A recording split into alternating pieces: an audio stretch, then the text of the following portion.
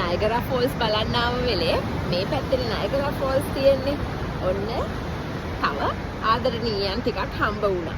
මේ තමයි ගීස්ලා කැනඩා පාත්තයෝ.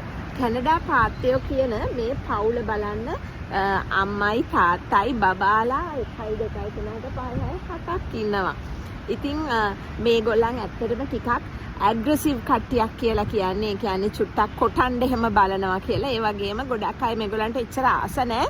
මොකද මේ තන බිස්සවල් වල ඒගොල්ලන් හරියට ඒගොල්ලන් වසුරු දානවනේ. ඉතින් එතකොට මේ බර්ඩ් ඩ්‍රොපින්ග්ස් පෑගුණාම හරි කරදරයි. අර කුකුල් බෙටි තියනවා වගේ වැඩක් නේ.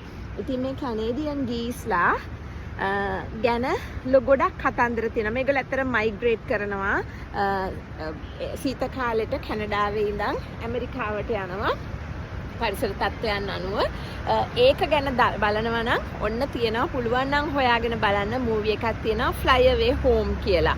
හරිම ලස්සනයි. ඒ කියන්නේ ඒගොල්ලන්ට වෙලාවට පියාඹා ගන්න බැරි වෙච්ච කට්ටියකට පුරුදු කරනවා පැටවු ටිකකට. ඒ කියන්නේ ඒගොල්ලන් අම්මා තාත්තා නැති වෙලා ඒගොල්ලන්ට ඉන්න තැනක් ඒගොල්ලන් හම්බ වෙච්ච පිරිමි කෙනෙක් මිනිස්සෙක් එයා ක්‍රාෆ්ට් එකක් පාවිච්චි කරලා මේ අයට බබාලට උගන්වනවා ආපහු තමන්ට අය අවශ්‍ය පර්යටනය සිද්ධ කරන්න. ඉතින් මේ තමයි කැනේඩියන් ගීස්ලා. මේ මම මේ මූවි එක ගැන කිව්වේ ඒක හරි ඉන්ස්පයරින් ට්‍රූ ස්ටෝරි එකක්.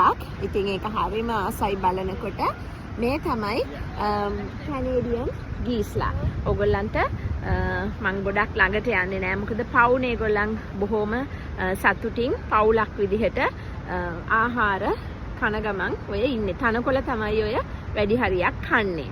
ඉතින් නයගරා ෆෝල්ස් ආපු වෙලේ ඒ දැක්ක කට්ටිය ගැන තමයි මම ඔය කතා කරේ. මේගොල්ලෝ අනිත් එක හරියට ලස්සනට පාර පනිනවා. ගොඩාක් වීඩියෝස් තියෙනවා YouTube එකේ එහෙම පේලියට පාර පනිනවා මහපාරේ ගොඩ වාහන නවත්තගෙන ඉනවා. ඊ අපි එහෙම එකක් දැක්කා. මට ඒක ෆිල්ම් කරගන්න වෙලාවක් ආවේ නැහැ. කොහොම නමුත් ඔන්න ස්වභාව ධර්මය. ලස්සන දියැලක් ගාව පාත්තයෝ ටිකකුත් දැක්කා.